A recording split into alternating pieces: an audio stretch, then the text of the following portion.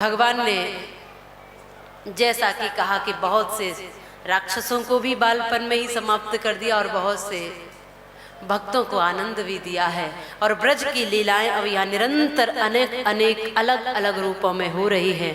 पर इसके पश्चात एक जीवन में भगवान धर्म पथ की ओर आगे बढ़ते हैं और वो धर्म पथ कर्म पथ बन जाता है। यहाँ बाल लीला की खूब आनंद दिया ब्रजवासियों को, लेकिन प्रभु ने देखा कि दुष्टों का दमन भी करना है, तो कुछ ऐसी लीला कि कंस ने अक्रूर को भेज दिया। आज वृंदावन अक्रूर को भेजा भगवान कृष्ण और बलराम को लेने के लिए। जब देखा कंस ने कि सारे राक्षस मेरे जितने भी थे, पूतना से लेकर अगासुर वकासुर तृणाव्रत इत्यादि सारे राक्षस जो भी ब्रज में जाते हैं वो लौटकर नहीं आते हैं, सबको वो समाप्त कर देता है कृष्ण। अब ऐसा कुछ किया जाए कि उसको यहाँ बुलाया जाए और उसको मेरी आंखों के सामने फिर मैं यही समाप्त करवा दूंगा। अक्रूर जी को भेजा, उसके लिए कोई बहाना चाहिए, तो धनुष यज्ञ रख दिया। बहुत बड़ा धनुष यज्ञ है। लेकर के श्याम सुंदर को, कृष्ण और बलराम को और सभी बाकियों को भी निमंत्रण दिया कि ऐसा न लगे कि कुछ बात तो नहीं। तो सभी को बुलावा दिया। ये अक्रूर जी गए और एक व्यक्ति ऐसा चाहिए भी था कंस को कि जो उसका भी विश्वास पात्र हो और जिस पर नंद बाबा भी भरोसा कर सके। तो अक्रूर जी एक ऐसे व्यक्ति है। तो यहाँ अक्रूर आए, नंद बाबा को रात्रि के समय सारी सूचना दी, धनुष यज्ञ है, कृष्ण बलराम और आप सभी को चलना है, ऐसा महाराज कंस का निमंत्रण है। तो सबने तो कहा अच्छी बात है, चलेंगे।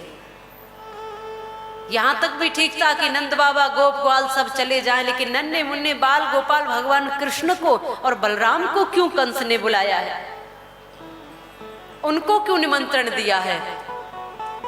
नंद बाबा सोचने लगे। जब चिंतन बना,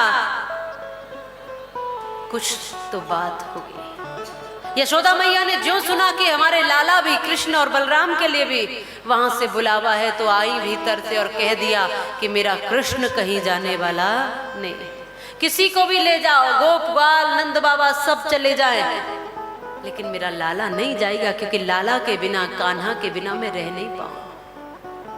मेरा कृष्ण नहीं जाएगा। और कंस के जो क्रूरता है उससे सब परिचित है।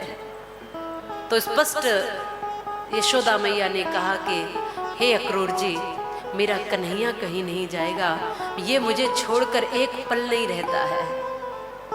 अक्रूर जी कहते हैं कि भगवान, क्योंकि उस समय तो कंस ही भगवान थे, कृष्ण भगवान नहीं थे, कृष्ण तो लाला थे। आपको पता है जो इतने श्रेष्ठ हैं, जिनको देवता भी झुककर प्रणाम करते हैं, आपको पता है कि जिनके सामने सभी भयभीत होते हैं, ऐसे महाराज कंस का निमंत्रण ही नहीं आदेश भी है। निमंत्रण तो दिया ही है, पर कहा है कि यदि निमंत्रण स्वीकार न हो तो मेरा आदेश कह देना कि आना ही आना है, पहुंचना ही पड़ेगा। ये राजा का आदेश है और राजा का आदेश तो प्रजा को मानना ही पड़ेगा। यशोदा मैया कहती है तुम्हारे राजा का आदेश होगा, वो होंगे राजा, लेकिन मैं कृष्ण की माँ हूं, इसलिए राजा से ज्यादा अधिकार मैं माँ हूं, इसलिए मेरा है यहाँ पर पुत्र पर। मैं कहती हूँ मेरा कृष्ण कहीं नहीं जाएगा। और जब बार बार मैया यशोदा कहने लगी मेरा कृष्ण मेरा कृष्ण मेरा कृष्ण, तो कहना पड़ा अक्रूर जी को ये आपका कृष्ण नहीं, ये यशोदा ये तुम्हारा पुत्र नहीं है, ये तो देवकी का पुत्र है, तुम क्यों बार बार मेरा मेरा कह रही हो? बस जब यही सुना तो मानो माँ यशोदा स्थिर हो गई बस उसी जगह पर। बार बार भगवान कृष्ण का मुख चूमती है, देखती है, आंसू आंख से अपने आप बहते हैं और गोद में बिठाकर पूछती है क्यों लाला, क्या तू मेरा पुत्र नहीं है? ये अक्रूर कहते हैं कि तू यशोदा का पुत्र, ये देवकी का पुत्र है, यशोदा का नहीं है। क्या इनकी बात सत्य है लाला? कृष्ण कहते हैं मैया ये तो मैं नहीं जानता कि मुझे जन्म किसने दिया है, पर मैं ये जानता हूं कि जब मुझे भूख लगती थी तो माखन का कटोरा लिए लिए गली गली तू ही फिरती थी, तू ही दौड़ती थी इधर उधर। मैं ये जानता हूं माँ, जब मैं गिरता था मुझे चोट लगती थी तो तू रो जाती थी, तेरी आंख से आंसू बहते थे। जब मैं कोई भूल करता था तो तू सांटी लेकर आती थी, मेरे कान खींचती थी, मुझे बांध देती थी, क्योंकि मेरा सुधार चाहती थी माँ। मैं ये नहीं जानता कि मुझे जन्म किसने दिया, पर मैं ये जानता हूं कि मेरा जीवन तेरा ही है, ये जीवन तूने ही दिया है। मुझे उंगली पकड़कर चलना सिखाया, तोतल तोतल भाषा में बोलना सिखाया, सब कुछ तो माँ तूने दिया है। तू ही मेरी माँ है और तू ही मेरी माँ रहेगी। कलेजे से लगाए कृष्ण को रोती रही मैया यशोदा, रात भर सब सो गए पर मैया को नींद नहीं आई। सबने भोजन किया पर माँ को नींद नहीं आ रही।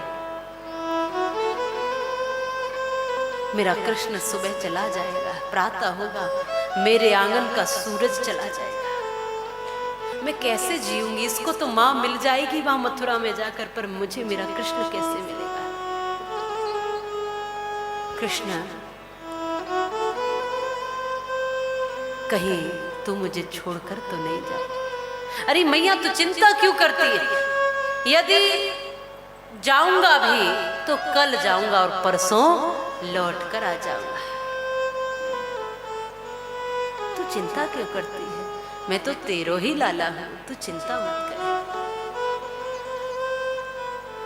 मैया जान गई ये जाएगा तो लौट कर नहीं आएगा।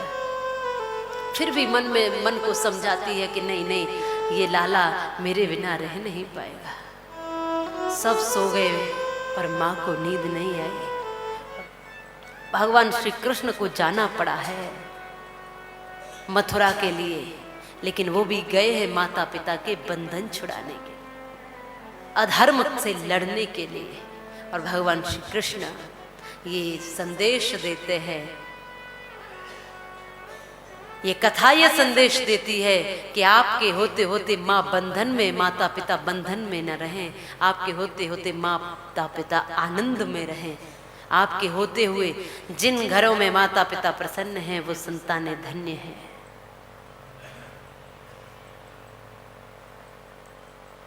और तो आप बहुत समझदार हो। भगवान श्री कृष्ण भी माता पिता को प्रसन्न करने के लिए, उनकी सेवा करने के लिए, उनको बंधन से मुक्त करने के लिए मथुरा आए हैं।